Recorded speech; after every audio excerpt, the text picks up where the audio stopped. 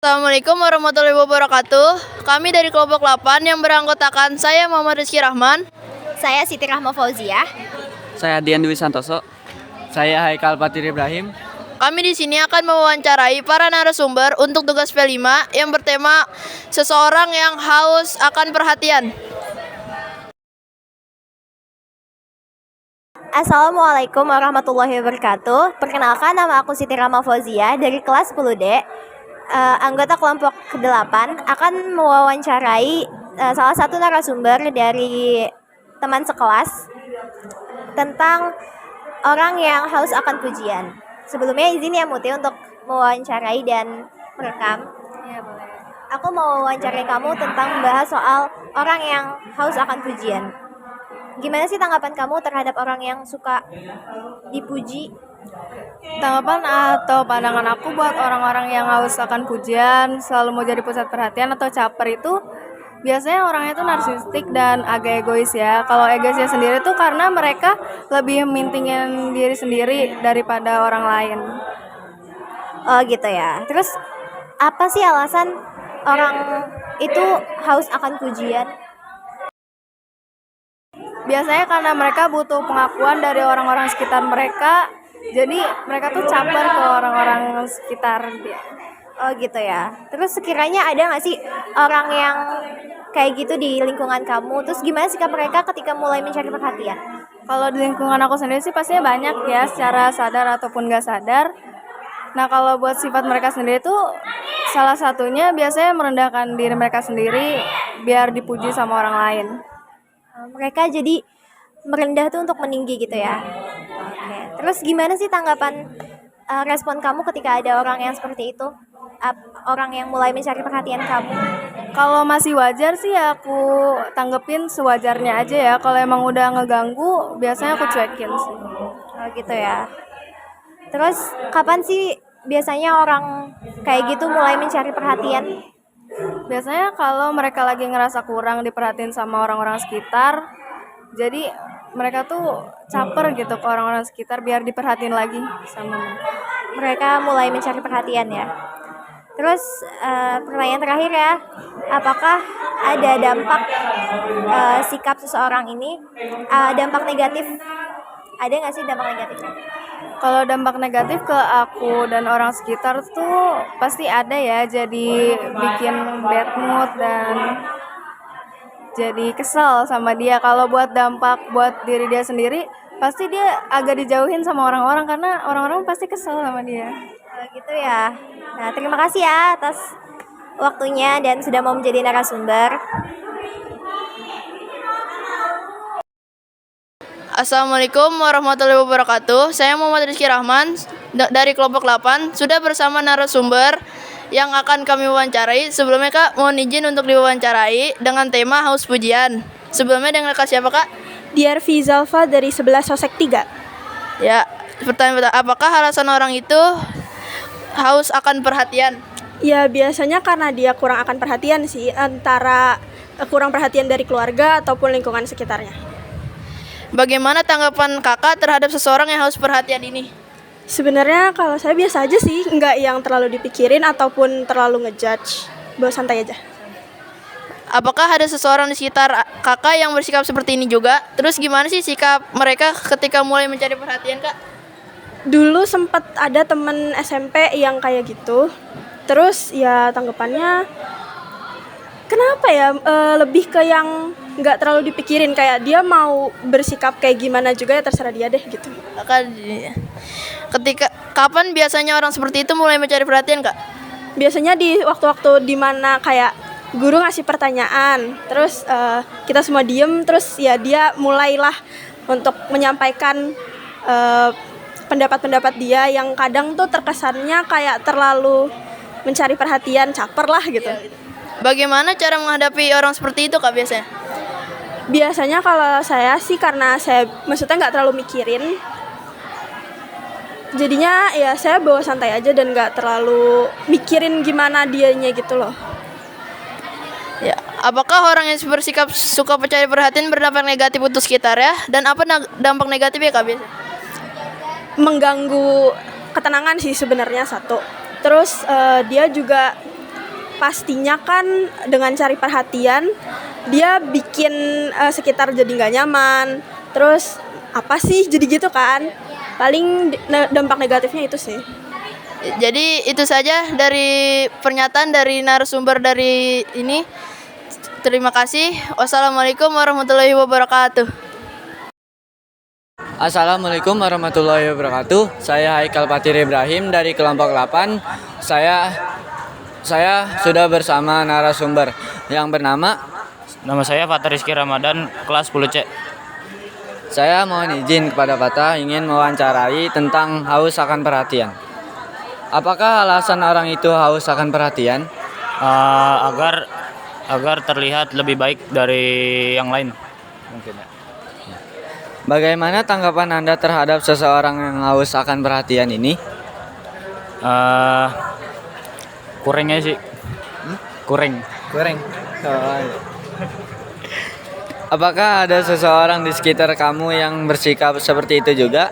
Terus gimana sikap mereka ketika mulai mencari perhatian?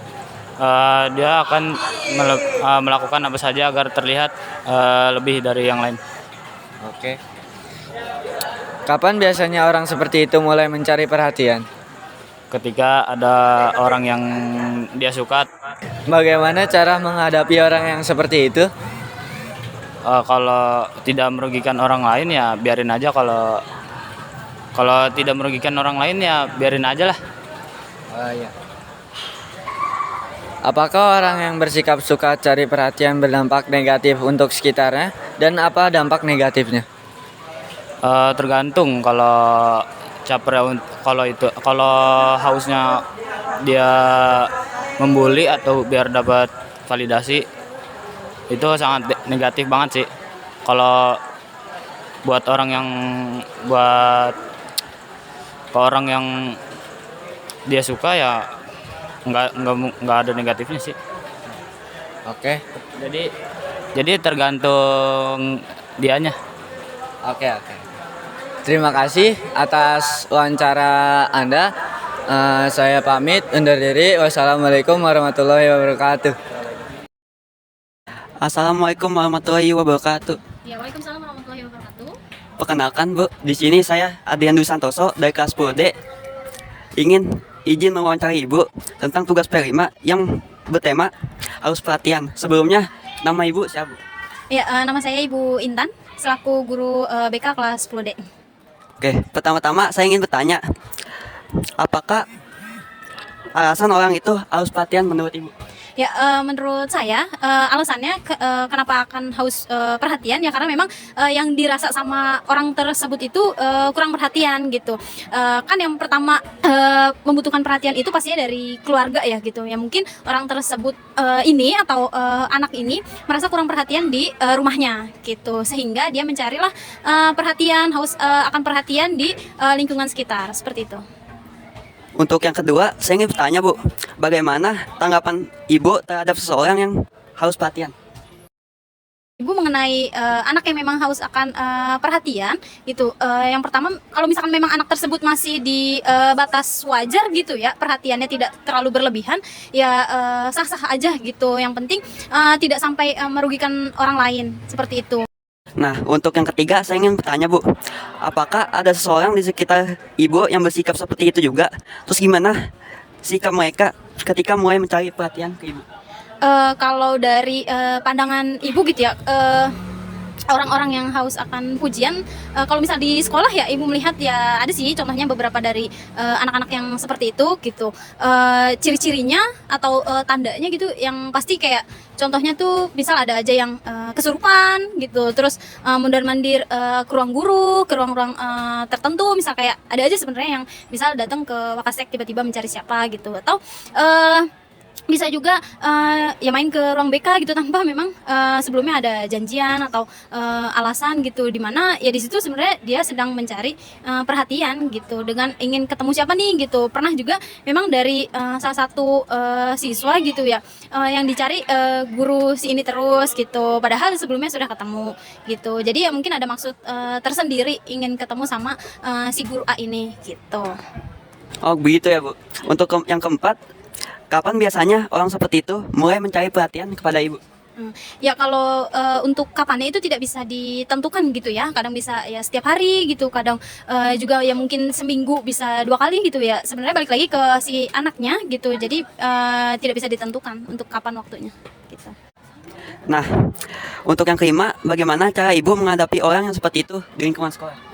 Ya kalau untuk caranya yang pasti ada baiknya di konseling individu ya. Jadi si anak tersebut ini kita panggil dulu gitu ke ruang BK yang mana niat baik untuk mengingatkan, menegur serta ya menasehati gitu ya. Kalau misalkan memang si anak tersebut ini tuh minta atau haus perhatiannya tuh terlalu berlebihan gitu. Kita di situ treatment untuk mengingatkan agar tidak sampai keluar batas gitu, sehingga si anak tersebut ini juga nanti akan bisa kita cari tahu gitu sebenarnya penyebabnya kenapa gitu.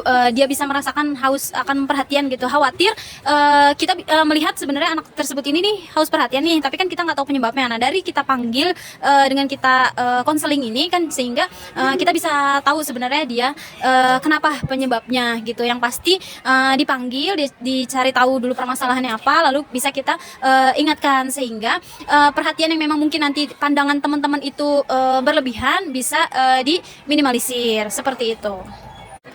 Nah, Bu, untuk yang terakhir saya ingin bertanya, apakah orang yang bersikap suka nyari perhatian berdampak negatif untuk sisanya, dan apa dampak negatifnya menurut Ibu?